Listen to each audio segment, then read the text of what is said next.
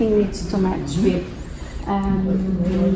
And for instance, we have, for instance, some textures here, some fabrics for that I've decided for this latest collection. Yes.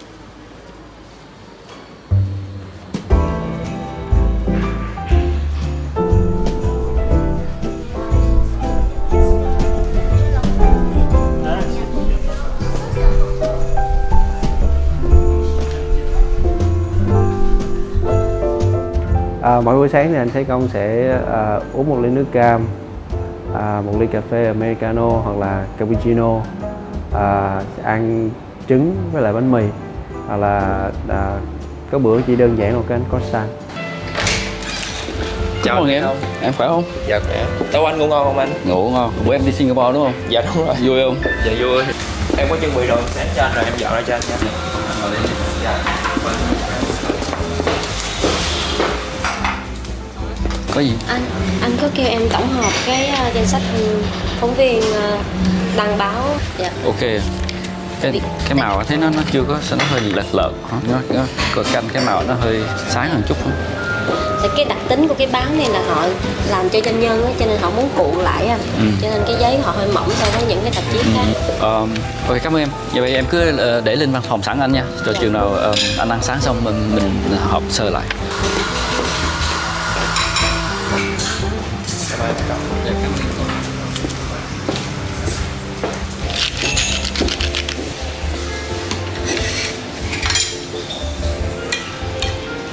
Anh Thái Công sẽ bắt đầu một ngày sau khi ảnh ăn sáng tại nhà hàng xong thì ảnh sẽ đi kiểm tra showroom một vòng để xem tự nhiên tất cả những cái chi tiết về trang trí, về sắp xếp đồ nội thất có đúng ý ảnh không. Nếu mà ảnh cần có một cái thay đổi gì thì cả team sẽ thay đổi.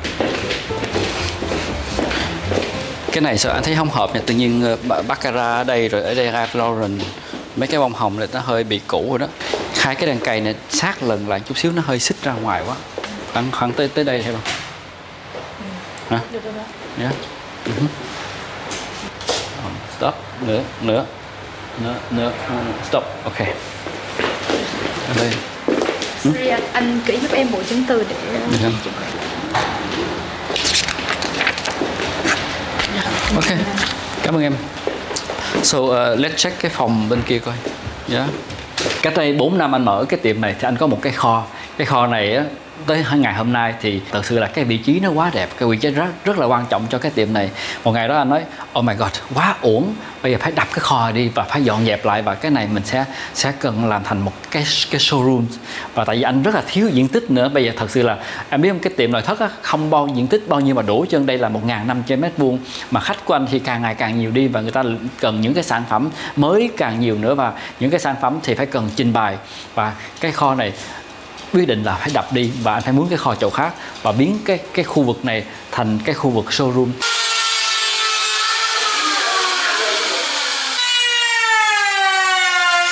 Trước đây cái kho là cái sàn là bê tông, mấy cái tường đó rất là dơ và không có bọc gỗ lại, thì cái đó là phải lấy ra hết và phải làm lại từ đầu, nghĩa là trần phải xây lại, cái tường xây lại, sàn xây lại, và cái sàn nếu mà xây lại thì nó không có hợp với cái sàn trước đó nữa, có nghĩa là cái phòng trước đã sạch sẽ rồi mà phải lột lên, phải làm một cái sàn mới để cho nó phù hợp với nhau, hay là cái trần thì phải cải tạo hết, thật sự rất là công phu.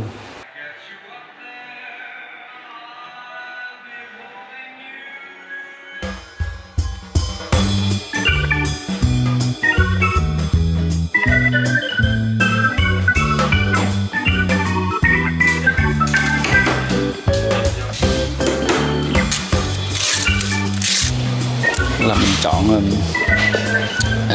em luôn lại xem đây là mình làm một màu hết, bữa giờ mình chọn là một màu đúng không? Đúng rồi anh. Một màu. Cái gỗ là một màu. Cái gỗ này màu cũng đẹp ghê.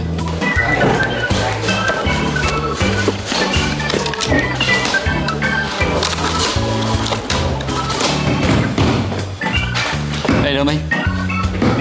Anh mới đầu anh tưởng là nó hơi trắng nhau, tại cái này nó màu xám với cái này nó màu gold. Nhưng mà nếu mà lên cái miếng bự anh thấy cũng không có sao.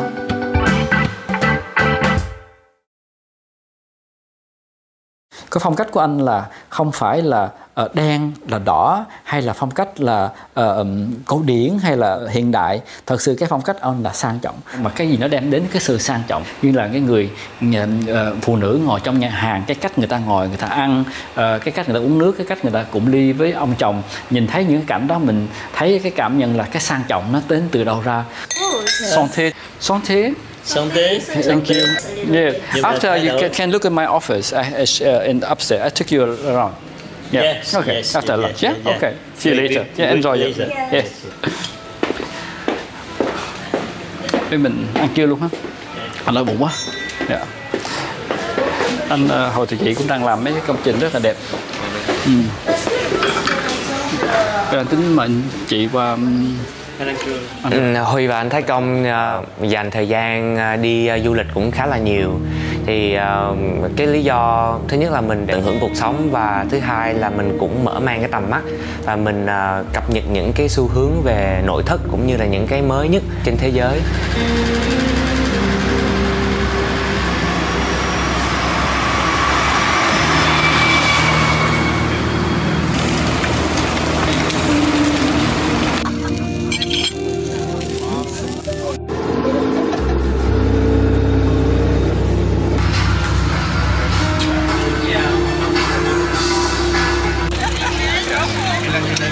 London bye bye.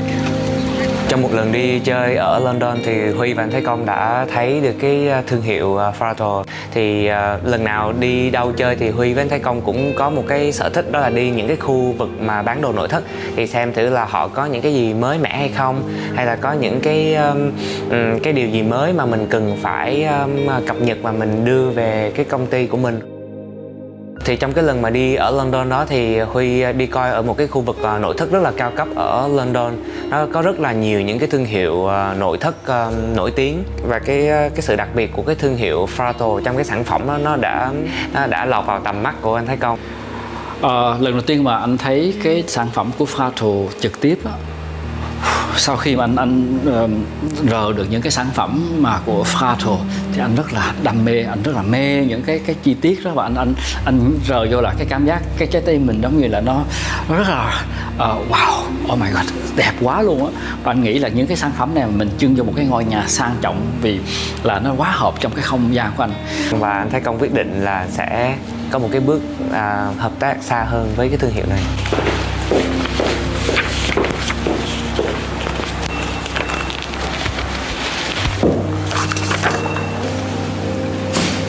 Sau đó thì trở về Việt Nam và hai công ty đã có một cái quá trình làm việc khoảng 2 năm. Cái quá trình đó nó kéo dài như vậy để anh Thái Công, ảnh là người rất là kỹ tính và cầu toàn. Anh muốn là ảnh phải tin vào những cái điều đó và ảnh trải nghiệm thực tế thì ảnh mới đem đến cho khách hàng của ảnh sử dụng.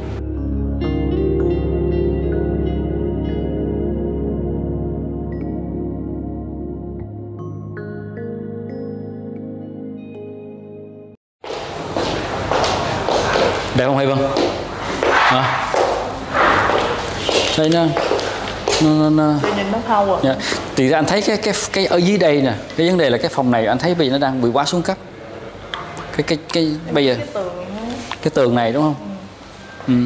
Trong cái tháng 4 vừa qua thì Huy và anh Thái Công cùng với team đã có một cái chuyến đi công tác đến hội chợ nội thất ở Milan. Huy muốn cho những cái người nhân viên của mình có được một cái sự mở mang tầm nhìn và thấy được cái quá trình tìm kiếm một cái thương hiệu nội thất cao cấp như vậy không phải là điều dễ dàng.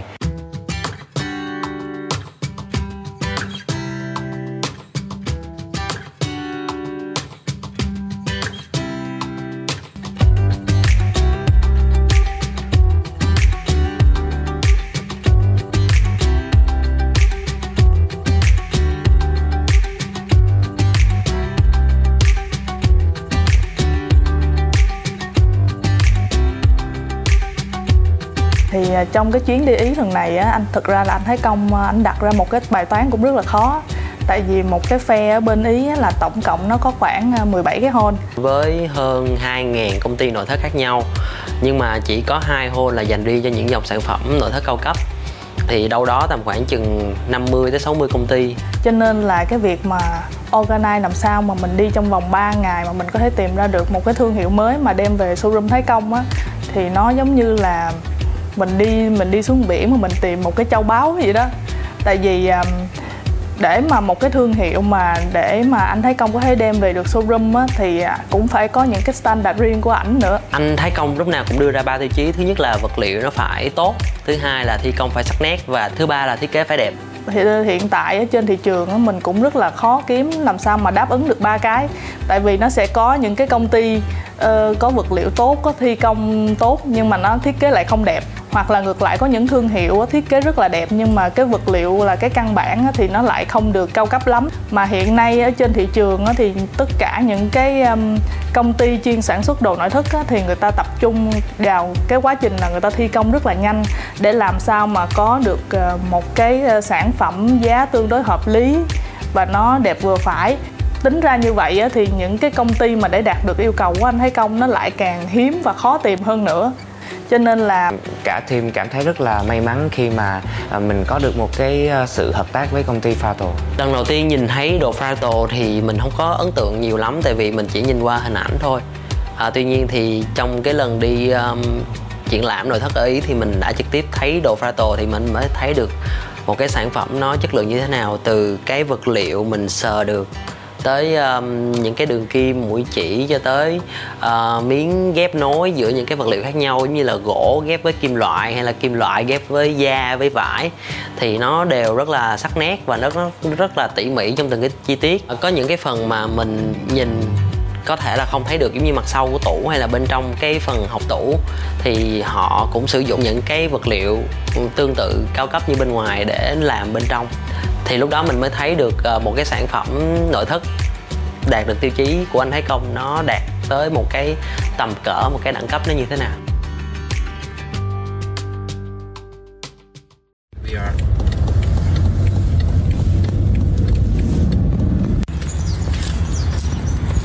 Hôm sau khi anh thấy cái sản phẩm này nó quá hợp với anh thì anh mới qua cái xưởng sản xuất. Cái xưởng nó nằm ở Portugal, ở Porto. Anh lần đầu tiên cũng đi tới Portugal, và cái tỉnh rất là dễ thương, rất là đẹp. Và ông chủ và bà chủ của sản xuất này ra sân bay rước anh về.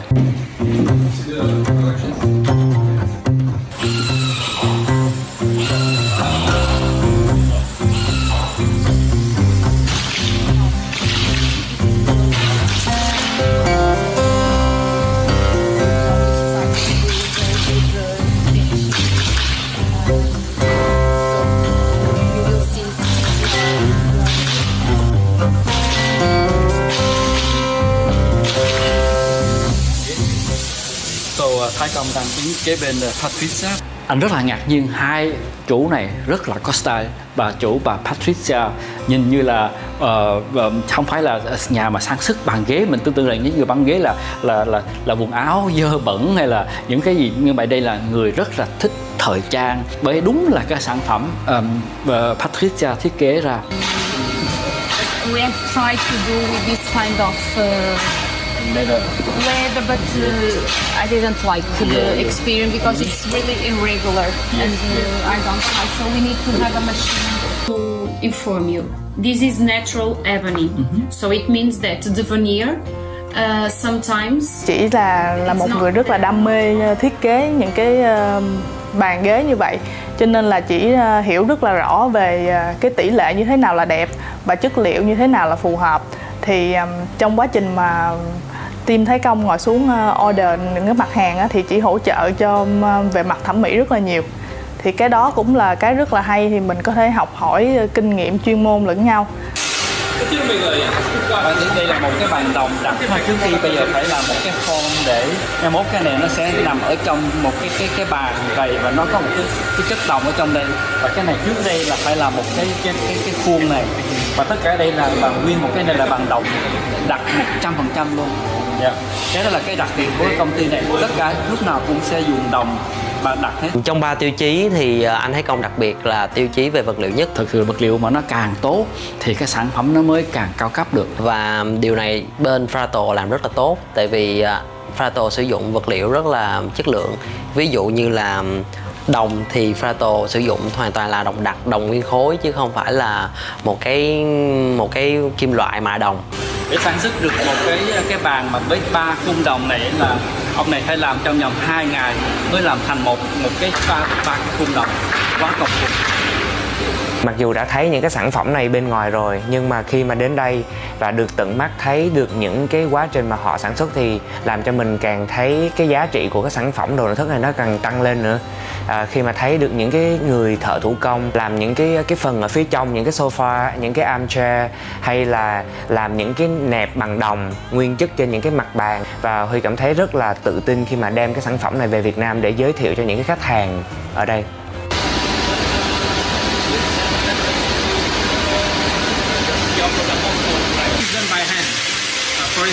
Patricia là vợ và vợ thiết kế, còn ông chồng Carlos là người sản xuất và rất là chi tiết về những cái cách sản xuất, và cứ đi theo đuổi những người nhân viên và tìm những người nhân viên nào mà giỏi nhất để ổng về để sản xuất những cái sản phẩm này. Điểm đặc biệt mà cá nhân mình thật sự thích ở Frato là ông bà chủ rất là có tâm. Qua cái cách họ nói chuyện, qua cách họ nói về những cái sản phẩm, tâm huyết của họ giống như một cái đứa con tinh thần. Một cái công ty khi mà xuất phát từ chính cái sự đam mê của họ dành riêng cho nội thất thì tất nhiên là cái kết quả của nó cũng sẽ khác với những công ty khác.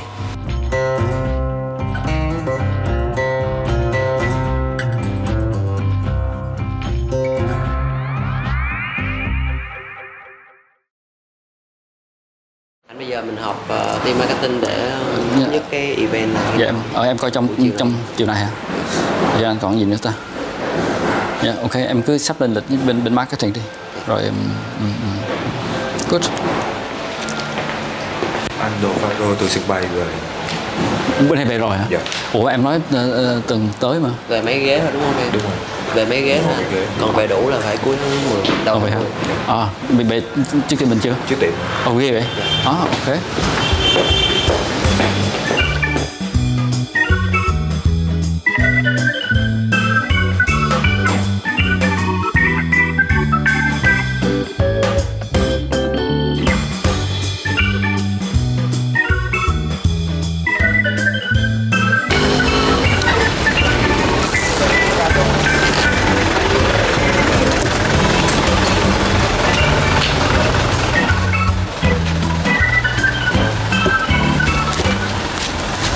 Tất cả là mình chờ bao nhiêu tháng ta?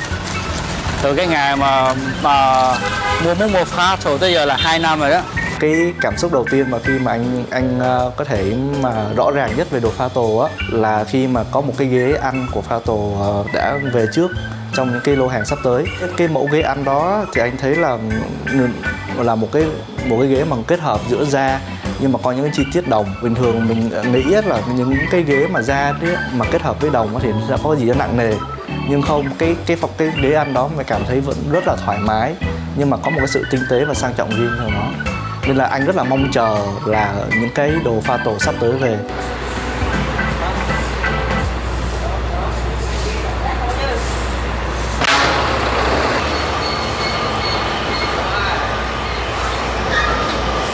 Cái này thì em đang bên nhận hàng của Frato từ bên Bồ Đào Nha về. Hôm nay thì em nhận công nó khoảng 40. Mình đi nó mới vừa cập bến từ hải quan bên Cát Lái nó về đây. Ok cắt siêu giùm em luôn.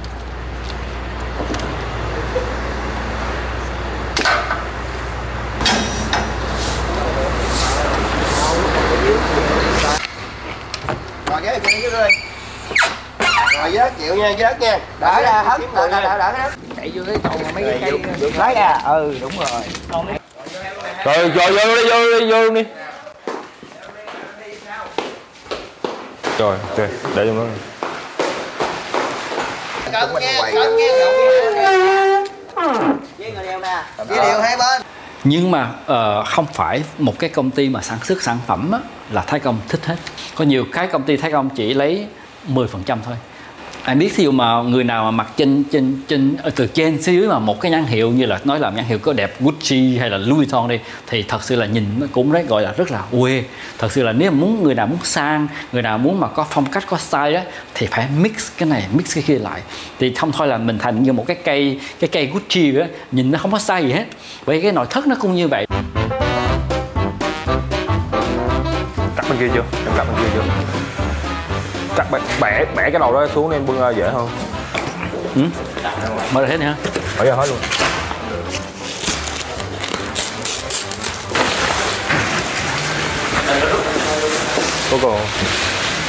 Đây là một cái sản phẩm giống như là kim cương vậy đó, giống như là một cái nữ trang chứ không phải là nội thất nữa. Người ta bỏ rất là nhiều công phu, cả trăm tiếng đồng hồ để làm được một cái sản phẩm như vậy. Cái tiệm Thái Công á, Thái Công mình coi mình như là một người curator. Curator là một cái người mà lựa chọn như là hình ảnh tranh trong một cái đề tài triển lãm trong museum. Thì Thái Công là selected, đi lựa chọn từ những cái món đồ của nhiều công ty lại để nó phù hợp với nhau. Coi là Thái Công chỉ không phải là Prada, không phải Thái Công còn những nhãn hiệu như là Longhi, Arca, nhưng mà không phải là nhãn hiệu cho Thái Công quan trọng. Có nghĩa là nhiều cái nhãn hiệu nó không có nhãn hiệu luôn, nhưng mà nó đạt được một cái yếu tố Thái Công gọi là 300% vật liệu, thi công và thiết kế. Quan trọng là cái sản phẩm nó ra nó phù hợp, nó nối với nhau được. Là đây cái là một cái nhựa cho cái mâm da của Riviera ở trên đây cái nữa. Thì những cái thương hiệu cao cấp như Fato á, người ta cũng mong muốn là tìm đúng được một cái nhà thiết kế có đầy đủ kiến thức chuyên môn, am hiểu về vật liệu, tỷ lệ, hình dáng, và người ta phải có một cái lifestyle làm sao để cảm nhận được cái thông điệp mà cái nhãn hàng này muốn đưa ra, thì từ đó người ta mới có thể tạo ra được một cái không gian để nâng tầm giá trị của sản phẩm lên. Rồi cái này là nó lên xuống chứ không phải là một miếng đâu nha em. Cái tủ này là làm nguyên bằng nguyên một khung bằng đồng đặc đổ ra.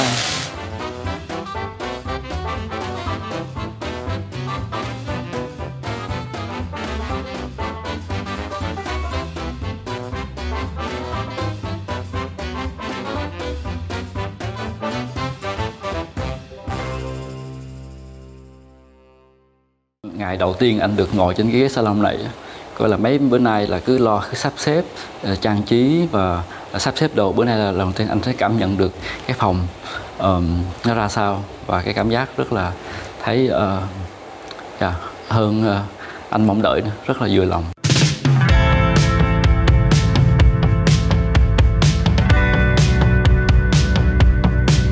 Cái design nó có một cái kiểu mà anh gọi là overthinking quá đó, có nghĩa anh gọi là suy nghĩ hơi nhiều á. Có nhiều cái thiết kế nhìn vô đó suy nghĩ hơi nhiều nha.